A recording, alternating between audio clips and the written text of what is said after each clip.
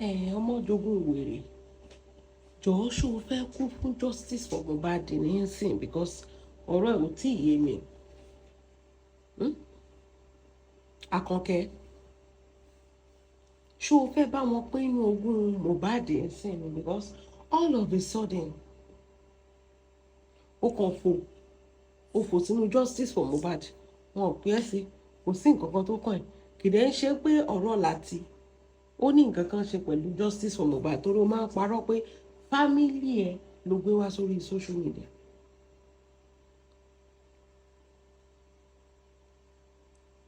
But everybody mọ̀ pé kì í ṣe fámílì ẹ̀. First thing first jẹ́ kọ́kọ́ béèrè kíní kan fún ẹ lọ́wọ́ ẹ̀. If you have any evidence that Ìyábọ̀ pa Mohbad, why can't you take it to court?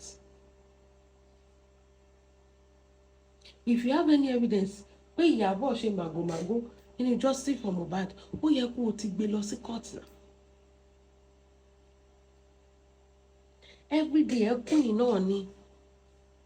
náà ni kì í ṣe pé sórí problem tèmi ní pẹ̀lú ẹnìkan kì í ṣe pé ọ̀rọ̀ tó ń sọ nípa justice for Mohbad ọ̀rọ̀ tó mọ́pọlọ wá ni àbí is going to help the case in any form.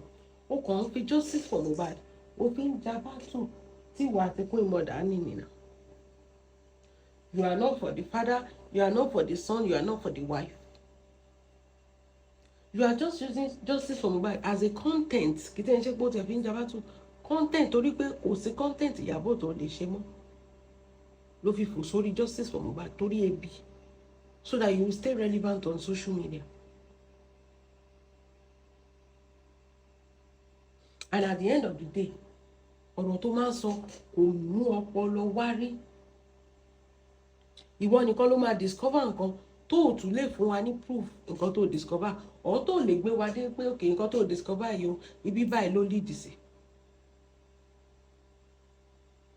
Ṣé ọ̀rọ̀ family ẹ̀ lọ̀rọ̀ justice for Mohbad because I don't understand. Tó fi wá mú láyé ẹ̀ tó fi wá ń dá sí tó jẹ́ pé ojoojúmọ́ Ìyábọ̀ ló tún pa Mohbad ẹ̀ sí. Alakoko kọ́kọ́ sọ pé Ìyábọ̀ wà ní like how is it comfortable for you to be lying like that? I have never seen anybody tó lè parọ́ bó ṣe ń parọ́ yẹn.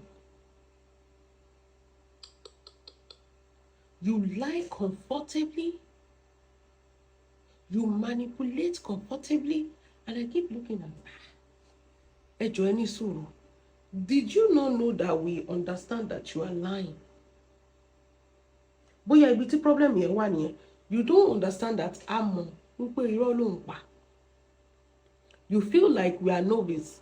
Àwọn warriors they can be novice o. But we on social media we are not novice. You are not going anywhere with this Ìyábọ̀'s case because you don't want to be irrelevant on social media. O ti rí pé o ti ń wá irrelevant torí ẹ̀ ló ṣe lọ jump sínú justice for Mohbad. There's nothing anybody want to tell me. Because you don't have anything to attack Ìyábọ̀ anymore. That is when tó fi lọ fò sínú justice for Mohbad. Ọlọ́run má jẹ́ kẹ́nu ẹ pa ẹ́ Ṣọlá pé ṣó mọ̀ bó kò sí bó ṣe máa gún Ìyábọ̀ tó ò ní gún Wùmí. No this and no peace. Kò sí bó ṣe máa gún Ìyábọ̀ tó ò ní gún Wùmí.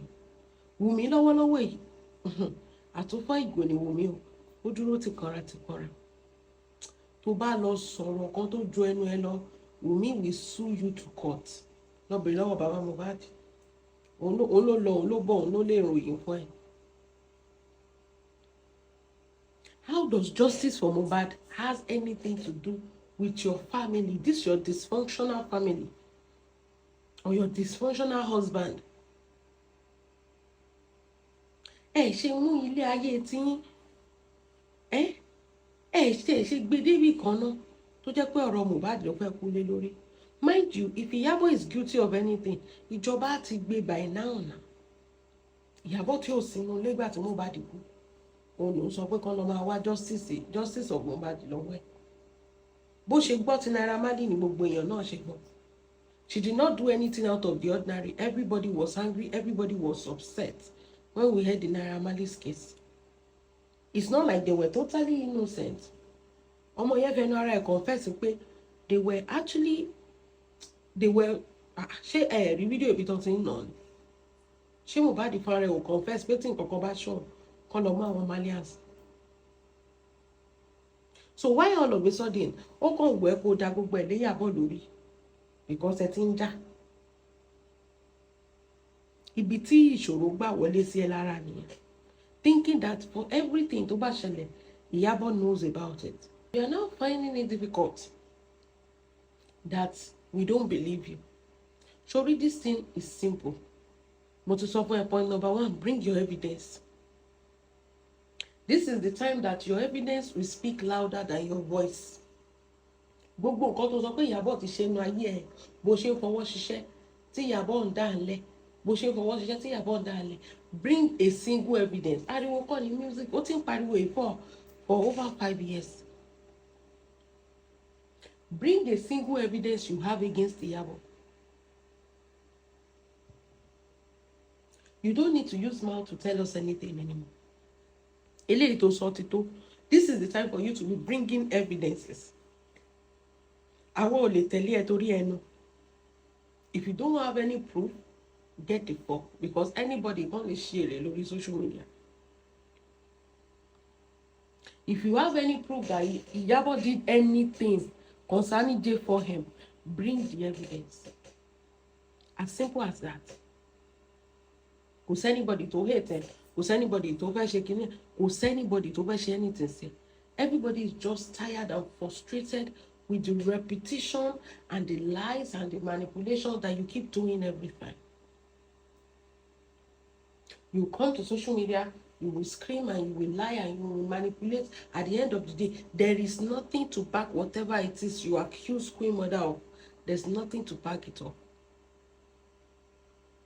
By now, ó yẹ kó o ní nǹkan kan tó máa gbé jáde táwọn èèyàn máa sọ pé òótọ́ ni. Not just your mouth. Your mouth is not enough. It's never enough. Ẹnu ẹ gan ló kó bá ẹ débi tó dé. Because if we have evidence, you are not going to sit down on social media. Kó máa ṣorí ibú tó ń ṣe. Ìyábọ̀ has literally done nothing to you before you start attacking everybody. Arrogance tó jáde tó sọ pé kí ló dé tó máa parọ́ náà. Kò yé Arrogance ni. Arrogance ṣe ìjà sí ni. Ọ̀rọ̀ ẹ ti yé wa for a long time lórí social media. We know you are a liar. Ó ti pẹ́ tó ti máa múlẹ̀. We know pé ayé ẹ ti bàjẹ́ pẹ̀lú irọ́. We know that you are trying so hard to paint. See, if he didn't day, he didn't day. Stop trying. We know you are trying so hard to paint Ìyábọ̀ bad. We know I'm a bone win to where in Kokongodo sticking, but it's not sticking. It's not sticking. So that is what made you frustrated. You now resolve it to Arabu. You now resolve it to lying. Lying on her name. In got to my opponents in a way. Don't you think we know? Omaro pe amo ko paromo yabo. Oh mo pe amo. We are just looking at you. Any small thing yabo this, any small thing yabo that. Amo now, I can who pe we relele ye ma dalu. Ìgbà tó bẹ̀rẹ̀ sí ń parọ́ mọ́ Arrogance by in the space of a month. Arrogance jáde ló ní òun mọ̀ pé òun parọ́ tó délé. Èèyàn tó ṣe bẹ̀rẹ̀ sí ń parọ́ mọ́ ni. Ó ní wá imagine Queen Mother tó ti ń parọ́ mọ́ for a long time. Kò sí nǹkan tó ọmọbìnrin yẹn ṣe tó dáa lójú ẹ̀ rí. Kò bẹ́ẹ̀ ṣe competition. Kò bẹ́ẹ̀ live a fake life. She's doing her thing. But you refuse to do your own thing and you are using Queen Mother as kini.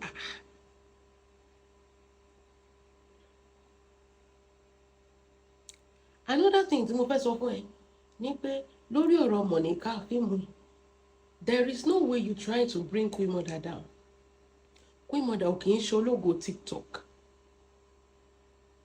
Ògo yẹn ti kàn kọjá TikTok lọ, ó ti kàn kọjá YouTube lọ. Queen Mother ò kì í ṣe ológo YouTube mọ́. Ayé tẹ́lẹ̀, gone are those days. Nísìnyí YouTube is for upcoming. These people have literally paved way for a long time. Ayé cassette, tamarent, nígbà. They have done YouTube. Kì í ṣe pé wọ́n ṣe fíìmù sórí YouTube rí. They've literally YouTube gan-an ti bẹ̀rẹ̀. They have done skits. They have diversified comedy and everything. But listen, the glory, is too much. YouTube gan only contain it.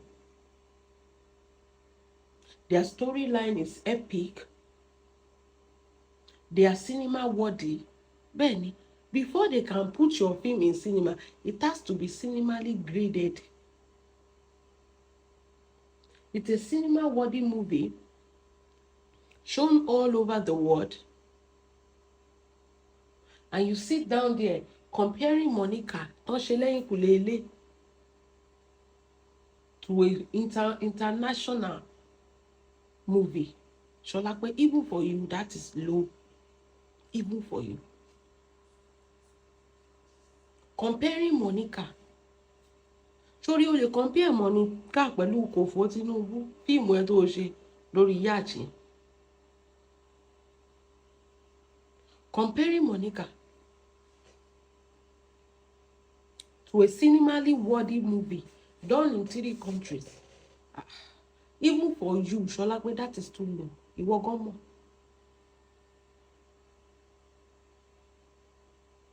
Queen Mother is not ológo gbẹ̀gbẹ̀ ògo YouTube lágo mélòó. Àwọn yẹn ti ju gbogbo bẹ̀ yẹn lọ náà. Àwọn yẹn gbé dá nínú ayé ni confirm. You will not understand because you are no more there. But these people, they are shaking it. They are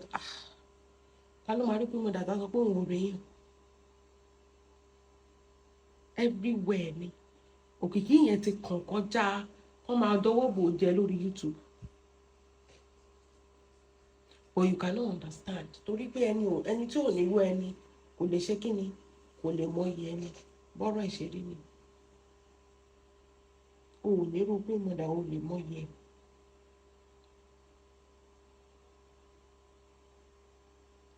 And that is the problem you have. Stop putting Queen Mother in a box. She doesn't fit in a box.